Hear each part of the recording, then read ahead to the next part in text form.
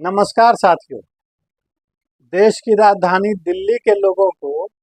एक के बदले एक, यानी अगर आप एक बोतल लेने गए तो आपको दो बोतल दिया जाएगा। ऐसे यशस्वी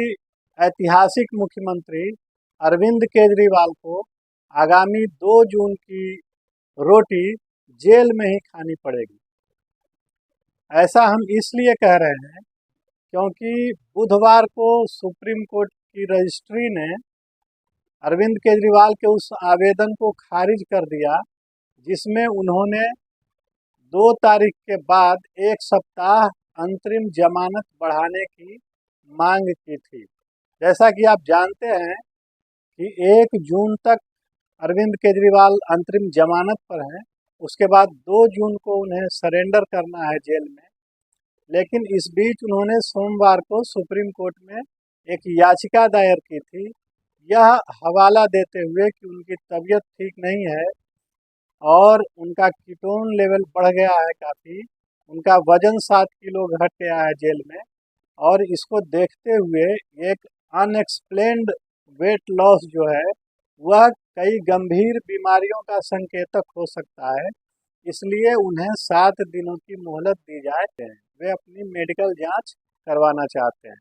अब इसमें सोचने वाली बात तो यह थी कि क्योंकि 1 तारीख के पहले अभी 3-4 दिन बचे थे, इसमें वे अपनी जांचें करवा सकते थे।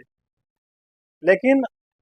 उनका ये मानना है कि चूंकि यह समय तो उनको चुनाव प्रचार के लिए दिया गया है, तो इसमें वे क्यों इसको जाया क्यों करेंगे, और मेडिकल के लिए उनको अलग से समय चाहिए।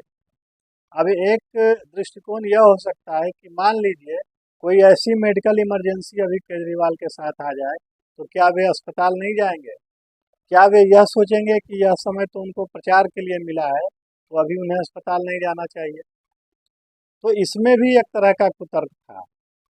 तो खैर, यह बात सोमवार को हुई थी, लेकिन उसी दिन रजिस्ट्री ने यह कह दिया था कि चूंकि केजरीवाल की जो याचिका सुप्रीम कोर्ट में जिस पर सुनवाई हुई थी और जिस पर जजमेंट 17 मई को ही सुरक्षित रख लिया गया था, वह याचिका यह थी कि जो ईडी ने गिरफ्तार किया केजरीवाल को, वह अवैध है, वह गिरफ्तारी अवैध है, और उनकी गिरफ्तारी को ही क्वैश कर दिया जाए। अगर गिरफ्तारी क्वैश हो गई तो केजरीवाल के खिलाफ जो भी मामला ईडी बना रही है वह अपने आप क्वैश हो जाएगा।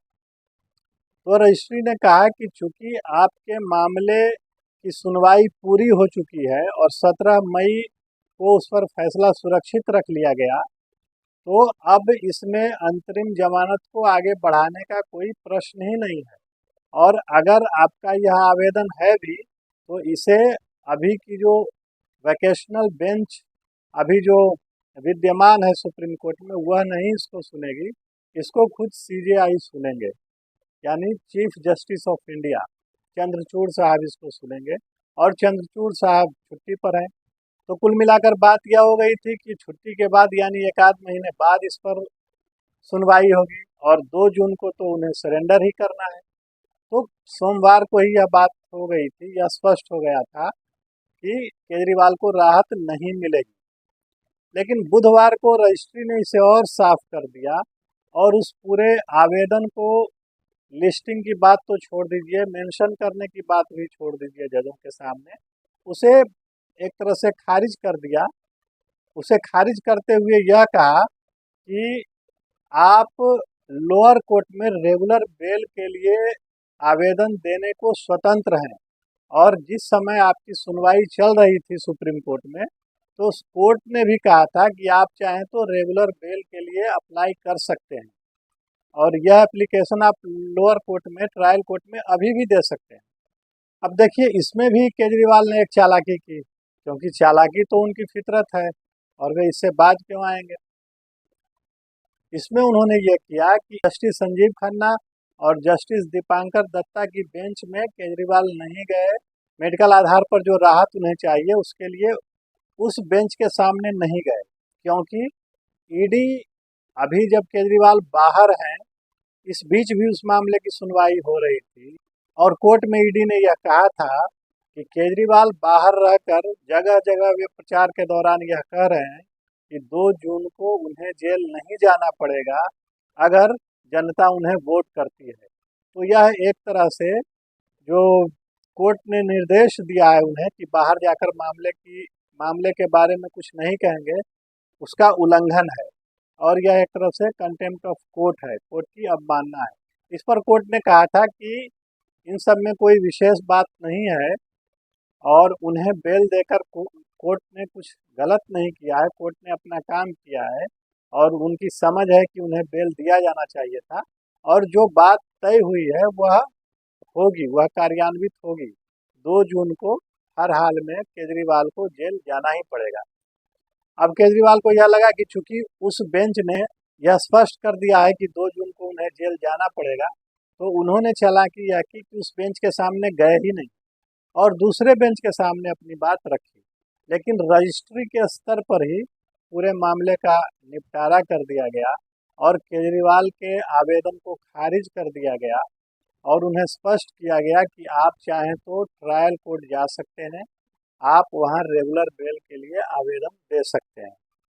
दूसरा, आपके मामले की सुनवाई 17 मई को संपन्न हो चुकी है, तो इसमें अब जजमेंट आना है और जिस मामले में जजमेंट आना है उसमें अंतरिम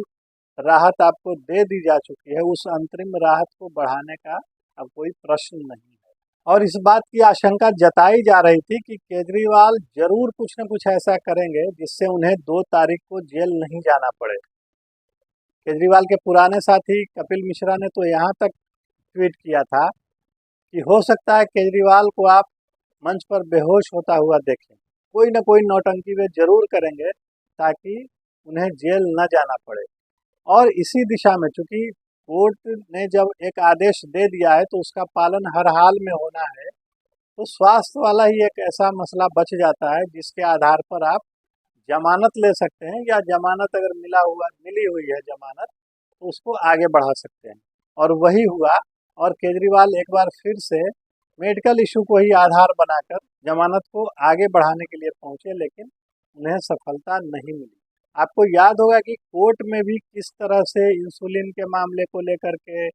और उनका वजन बहुत घट गया है उस मामले को लेकर के पूरा हंगामा आम आदमी पार्टी ने किया था, जबकि जेल की तरफ से यह स्पष्ट किया गया था, जेल अथॉरिटी की तरफ से, कि केजरीवाल का वजन नहीं घटा है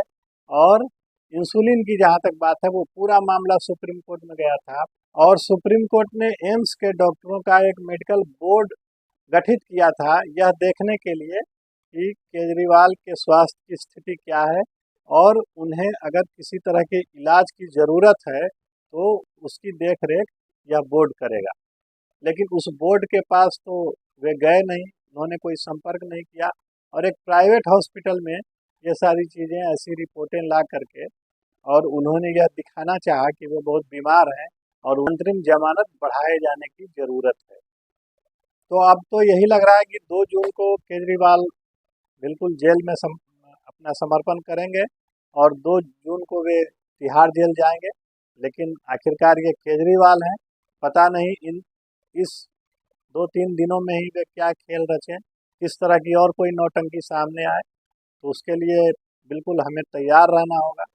और देखना होगा कि क्या कुछ ऐसी कोई और स्थिति सामने आती है। तो आज इतना ही। अगर आपको यह बातचीत पसंद आई हो तो सब्सक्राइब करें, वीडियो को लाइक करें, अपना साथ और समर्थन हमें देते रहें। नमस्कार।